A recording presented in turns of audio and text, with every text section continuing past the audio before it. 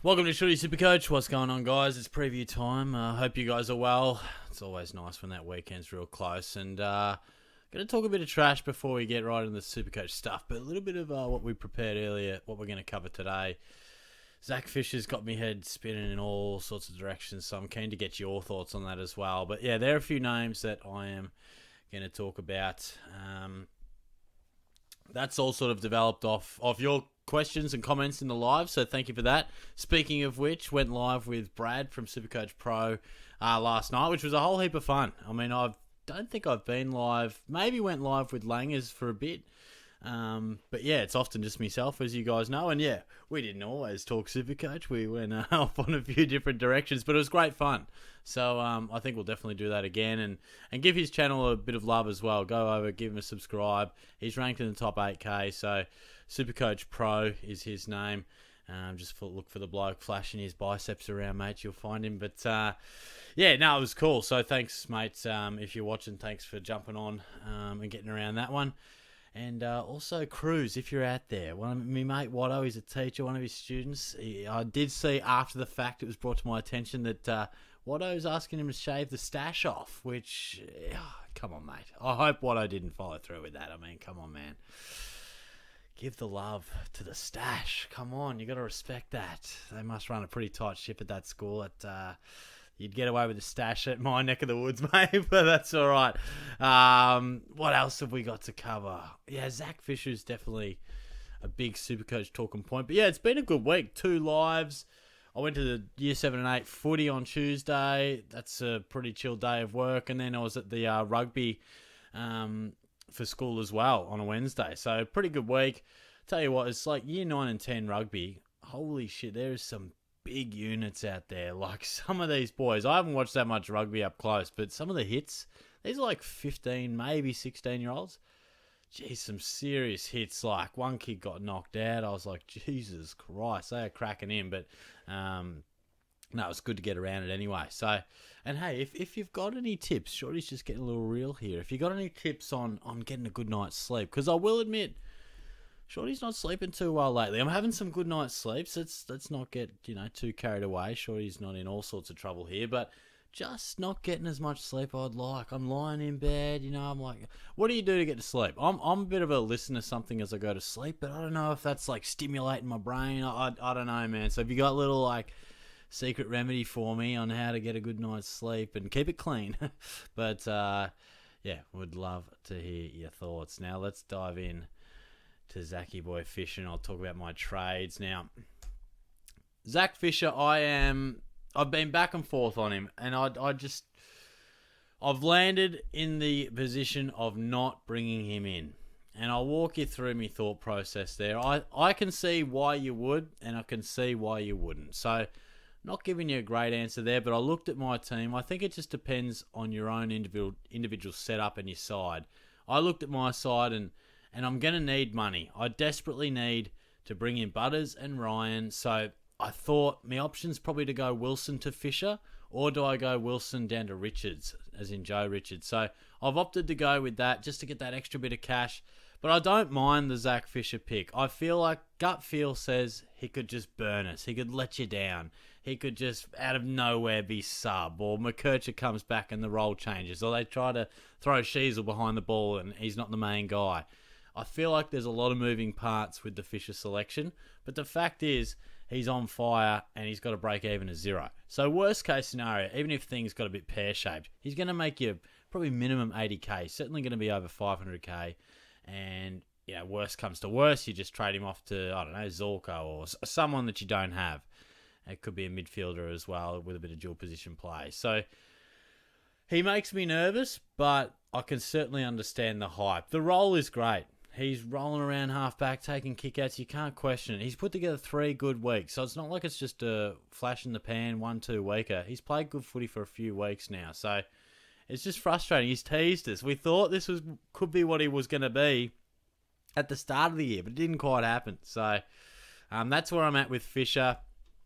I'm happy to watch on from afar. Another consideration for mine was, look, you're not bringing him in for money-making purposes, so that only leaves us with one purpose, and that is to be a keeper. And I'm all for throwing a random keeper in the forward line.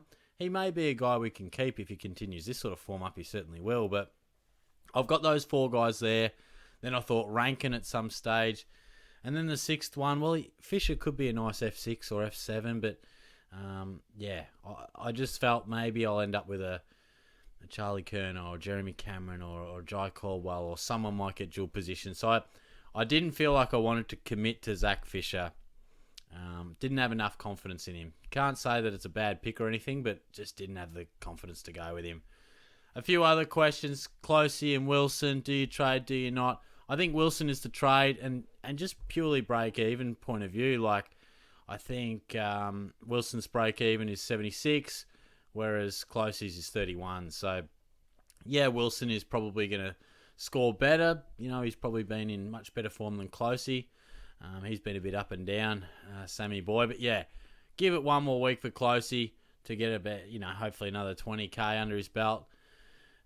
Rankin, I'm in the camp of trading him. SuperCoach has given us 40 trades for the year, so I don't know if we're in the business of holding guys for 3 weeks. I certainly don't feel like we are. So, there's plenty of, guys in and around his price. I feel like a lot of people would go with a Zorko type, or maybe you're going to go a midfield option. Like LDU's at a nice price and really hit back last week. I think Tom Green is one of the absolute must-gets this week. Break even is 71. If you don't have him, or if you jumped off when he had that poorer score and missed some footy, then, he's now at that price that you've been waiting for. So bring him in for sure.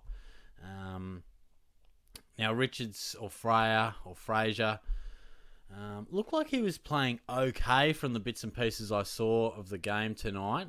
So I don't mind the role of him, but I would prefer Richards. Obviously, it's not very relevant right now because you've either made that call or you haven't with the doggies playing right now. But I feel like, I'm just going to go with Richards. They've put together 3 scores of 60 combined, and Richards is the outlier with 100. So I'll back him in just to hopefully hold down that role with Elliott out for another 3 or 4 weeks to go. He's out this week, so that's the way I was sort of approaching it. I put down Joe with the story from Coles. I did give that fella me Coles story on the live session, so hopefully you got that one, mate. And I touched on Green, but Tom Stewart as well is getting a fair bit of talk, and I'm certainly not going to sit here and say Tom Stewart's going to bounce back with a 120 this week. I mean, he's copping a lot of attention. He's copped attention before, but probably not this intensely. Plus, Max Holmes is maybe taking some points off him. That's fair to say.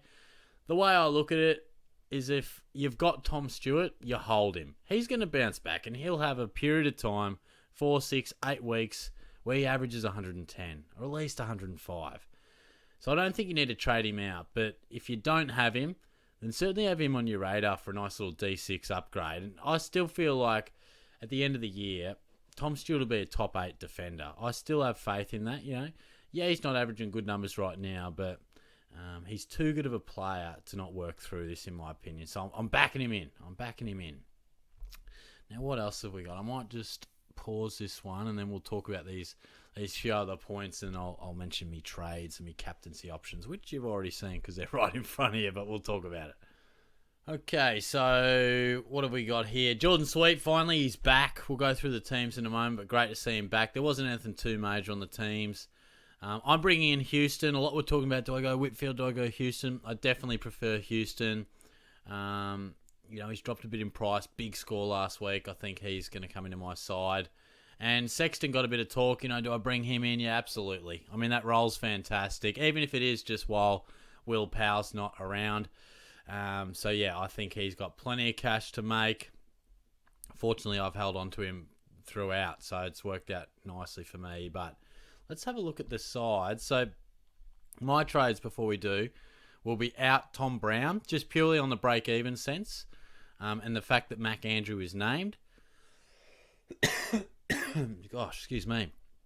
I was always going to do... I probably didn't expect Andrew to be named, so I anticipated going Andrew to Houston, but Brown probably not going to make too much more money, break even at 56, and Wilson down to Richard. So it'll still leave me with about 350, but I feel like I really need to load up a fair bit of coin to launch it.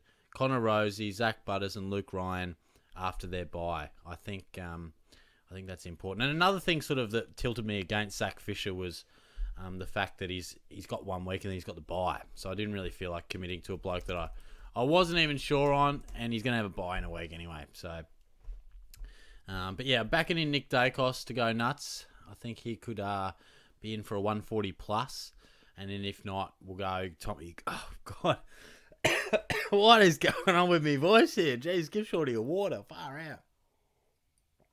That'll make for some funny listening back to. But yeah, Tommy Green against there's nothing in that Cats midfield. It's ridiculous. I'm backing us in for the win, but gee, that midfield is rough. Sean Darcy comes back, not ideal for Lukey Jackson, but quite a few new names in that Collingwood side, which is interesting. But hopefully Joey Richards gets plenty of opportunity. Jordan Sweet comes back. Rosie comes back, so it's crucial for a few people out there, no doubt. Witts is back.